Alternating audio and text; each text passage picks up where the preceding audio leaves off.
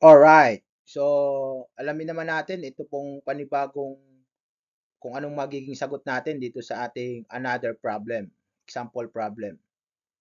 Okay, so find the voltage drop V sub VA and the power absorbed by the dependent source. The 10-volt source absorbs 2.5 milliwatts of power. So, ibig sabihin itong 10-volt source natin ay nag-absorb ng 2.5 milliwatts. So, alamin natin yung current flow doon sa buong circuit natin. So, ito pong circuit na to, since lahat po sila ay naka-series lang, so iisa lang po yung current na dumadaloy dyan. So, alamin po natin yung current flow. So, power is equal to IV. So, makukuha natin yung current I is equal to power over voltage. So, power is 2.5 milliwatts all over 10 volts. So, automatic 0.25 milliamperes. So, meron na po tayong 0.25 milliamperes na dumadaloy sa buong circuit natin. Okay. So, ano ba yung hinahanap natin?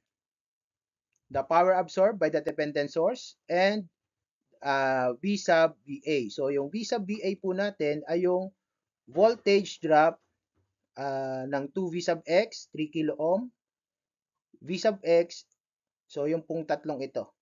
So, alamin po natin yung mga voltages ng mga yan.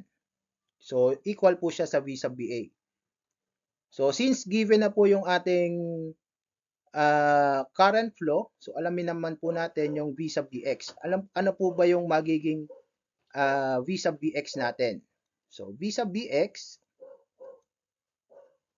V sub x pala, V sub x is equal to IR. Siyempre, IR. So, I is, ano yung current flow natin? 0.25 milliamperes times 10 kilo ohms. Okay. But since meron na pong given na nakalagay na meron po tayong nakalagay na polarity. So, negative dito, positive sa ilalim. Since yung ating current flow ay clockwise, so ibig sabihin yung current flow na pumasok sa V sub x ay negative in polarity. So, lagyan po natin ng negative yung 0.25. So, therefore, V sub x is equal to 0.25, negative 0.25 milliampere times 10 kilo ohms is 2.5 volts, which is negative. So, yan po yung V sub x natin. So, makukuha na natin si V sub VA. Makukuha na natin si V sub VA. So, V sub VA, so magkakaroon tayo dito ng Kirchhoff's voltage law. Magkakaroon tayo dito ng tinatawag nating KVL. KVL tayo dyan. So, summation ng voltage drop,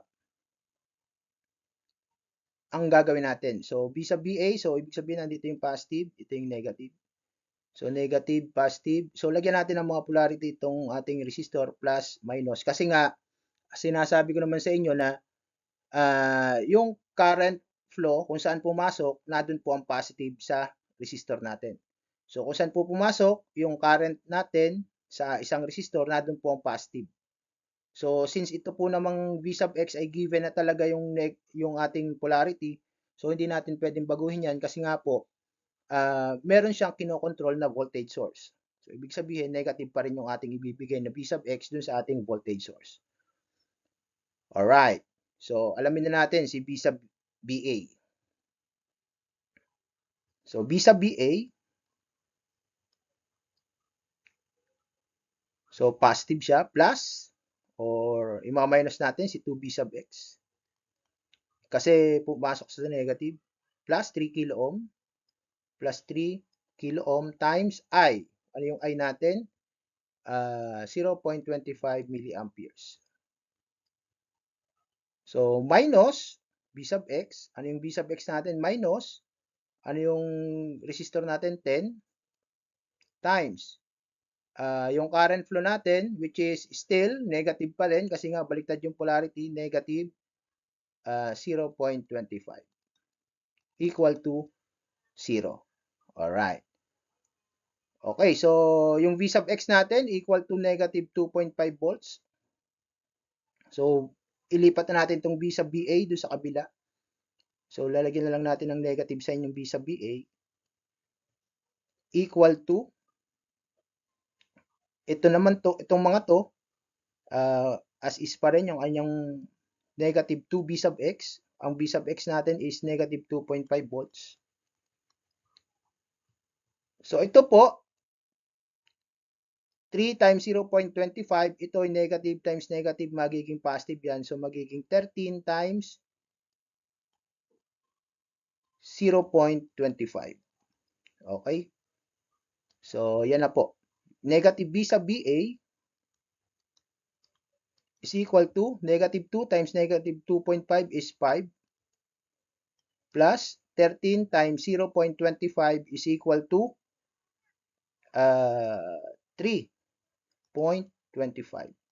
equal to 8.25. So, therefore, V sub BA, since negative siya kanina dito, mapapansin nyo, negative siya kanina dito. So, magiging equal siya sa negative 8.25 volts. So, meron tayong V sub BA equal to negative 8.25 volts. So, meron tayong sagot na una. Yung pangalawa naman, ano bang hinahanap natin sa pangalawa? Power absorbed by the dependent source. Ibig sabihin, yung power absorbed nito, alamin naman natin. So, syempre, ang power absorbed natin, power is equal to I times voltage. Ano yung I natin? 0.25 milliamperes times, ano yung V sub x natin? 2.5 volts.